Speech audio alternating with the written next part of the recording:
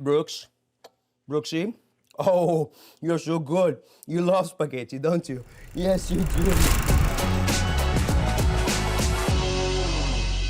All right, guys, welcome to my kitchen. Today, we're making actually one of my favorite pasta dishes, spaghetti carbonara. Carbonara pasta, it's a classic Roman pasta. You have this beautiful, silky, rich sauce. And then to go with that, you have something that is not very Italian. You won't find them in Rome. We have a Kale Caesar Salad. This is really a great salad to go with the pasta. So before we get going, make sure you subscribe so you can see all the recipes that I come up with here in my kitchen. First thing we're gonna do is the carbonara pasta.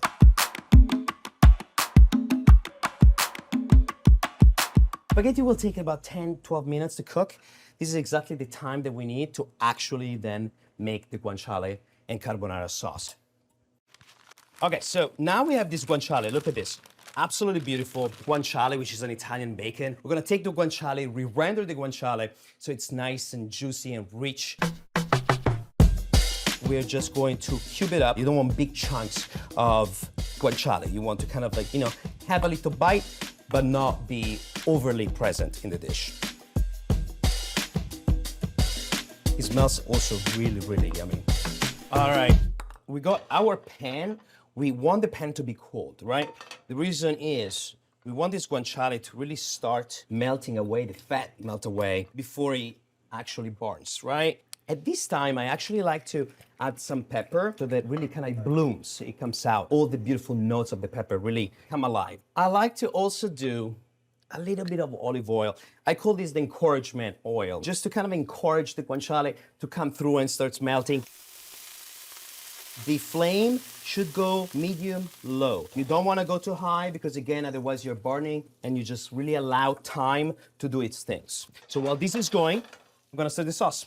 We got our eggs. I like to do my carbonara with just egg yolks, okay? And the reason is it really creates this rich, umami, just very decadent sauce.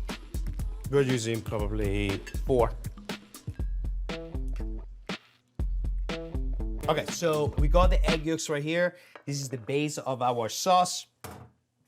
And the next thing is the cheeses, Parmigiano and Pecorino. Pecorino, you got the saltiness, it's nice and sharp. And then you have the Parmigiano, which is kind of the opposite. It's like, the king of cheeses in Italy, but it's very sweet, very buttery. And the way I like to mix this is 60% Pecorino cheese, 40% Parmigiano. It's kind of difficult sometimes, even these classic recipes, to pinpoint an exact way of doing them. It's really kind of how you go with it. You're in the kitchen, you inspire, you smell things, you just, cook with your eyes, you taste as you go. And that's kind of the beauty of Italian cooking. Not so much on the book, but more, from the heart. A little bit of pepper, a pinch of salt right here. So you take this, and now we're gonna mix this up. Egg yolks, Parmigiano, Pecorino, pepper. Then you have the fat that comes from the guanciale. The secret to making sure that this doesn't become scrambled eggs is to what we call temper your sauce. So temper your eggs, which means we're gonna take a little bit of pasta water, and I'm just gonna add it to the sauce right here. We're going to mix this up. So what's happening here is that the egg is like, okay, I got it. Like, I'm not becoming scrambled eggs. That's kind of what we're telling her. We're just like, don't seize up too much. Don't get too stressed here. We still want you to like nice and relax for the pasta. Right here, look at this guanciale. Oh my God, this smells so good. Look at that. So it's slowly right now starting to smoke. When it starts to smoke like this, you're like, okay, this is done. It's like nice, crispy, all the fat is melted. This is a lot of fat. We don't want all this fat in the pasta. So we're gonna take it, we're gonna drain it. And then we're gonna check on our pasta. This is done. But there's also a second way, which is, I would say, a more accurate way of doing this.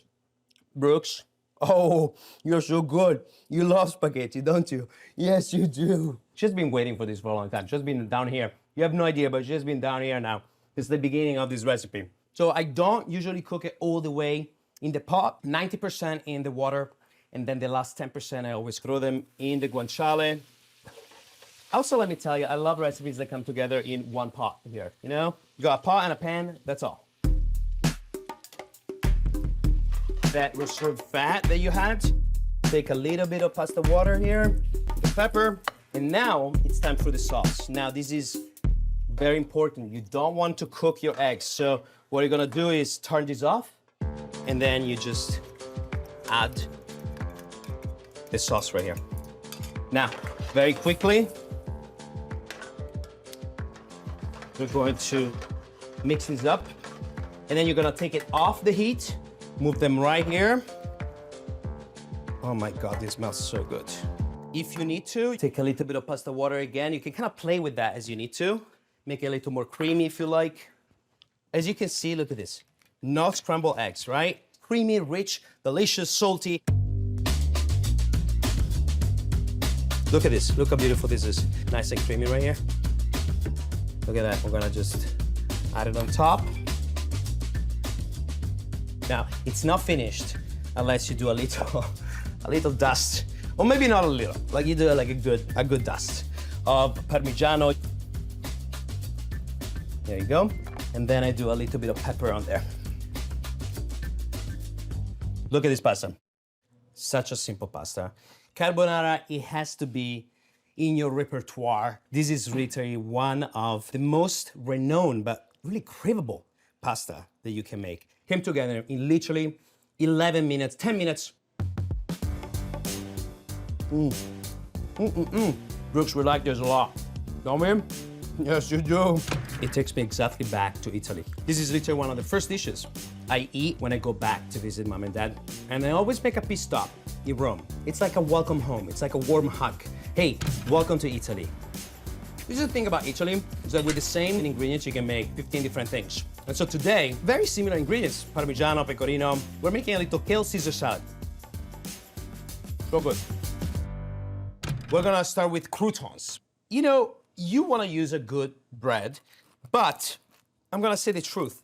For me, the beauty is in the leftover bread that you have at the house. You know, I grew up in a family where, you know, we would never throw bread away. And so we would have this giant bag in a closet, and my mother would just, you know, take all these pieces of bread throughout the week that were stale, so we couldn't really slice or eat, and she would just throw them in the bag. All kinds, you know, Toscano, baguette, you know, anything. And we would make different bread dishes, right? But croutons was also something we would make all the time. We call it crostini. Here you go. So, one by one, you know, ish, like this is kind of what you want. Put it on a baking sheet. The oven is warming up at 375, and we are going to season the croutons. A little bit of extra virgin olive oil, salt, a little bit of pepper. I like to just take a garlic clove right here and just grate it, mix everything up. At this point, we're gonna actually move these croutons in the oven. It just takes like 10 minutes for this to like kind of crisp up and really becomes, you know, fully delicious, and the garlic also to cook through.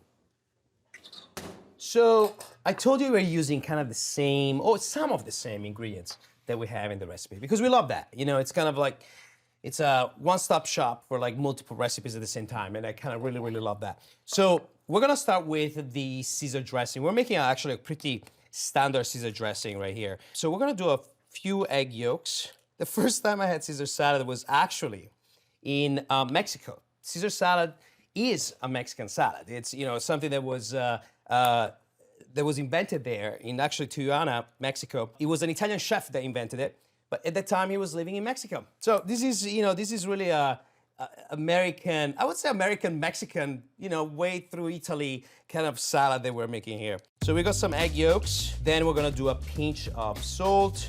Now, garlic cloves. A little pepper as well. All right, now you got two ingredients I especially love, all right? You got Dijon mustard, which I use all the time. I don't want too much here. This is my thing, okay? My goal is to make every American love anchovies. I love anchovies, they're delicious. In dressings, they're absolutely fantastic. Now, these anchovies are the ones I like. They're actually in olive oil. And I like to use like, you know, 3 or 4 in here because I'm gonna slowly chop them. You will not even see them in the dressing, and you're making an anchovy paste that is gonna dissolve in the sauce. I'm gonna take my fork and I'm gonna mix it all up.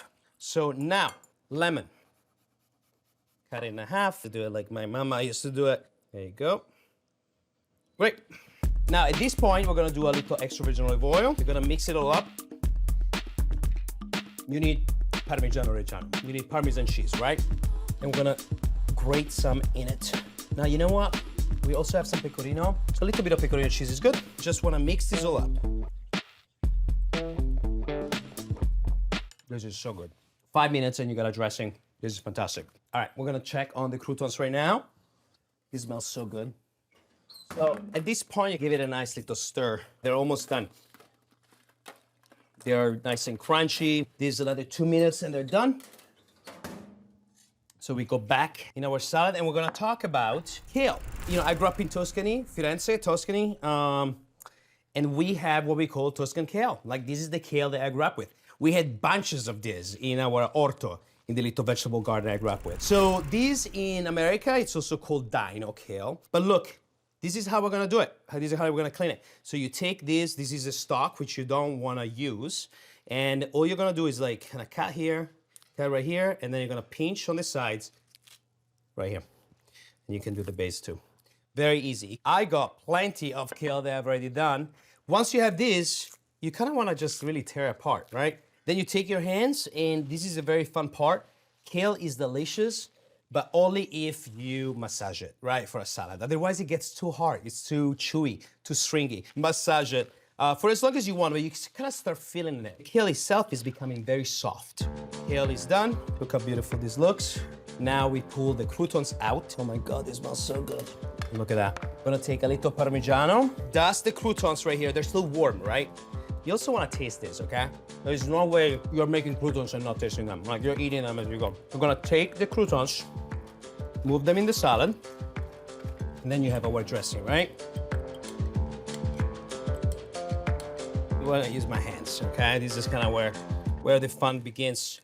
And so you make sure that, of course, every piece of salad is covered with the dressing. It kind of starting to break down the croutons as well. So you get not only these beautiful chunks of bread, but also kind of like a breadcrumb feel throughout the salad. A little extra Parmigiano-Reggiano on here. To me, there is like not enough Parmesan cheese. I mean, you can keep adding Parmesan cheese as much as you want on here. You kind of want to taste everything, right? So you take a little piece of this, some of that. You do some more cheese. Here you go. This is such a good salad. Simple, clean. The crouton with the garlic in there. If my grandmother knew what she could have done with kale at that time, a Kale Caesar salad, she would have probably made these every single day of the week. So I'm gonna place some for myself. Then you got the carbonara here. This is good. I just need a fork. If you end up making this, let me know what you think. Click subscribe so that you can see more of what I cook in my kitchen. All right, ciao. Good team. Got it. Oh my God, that's a good doggo.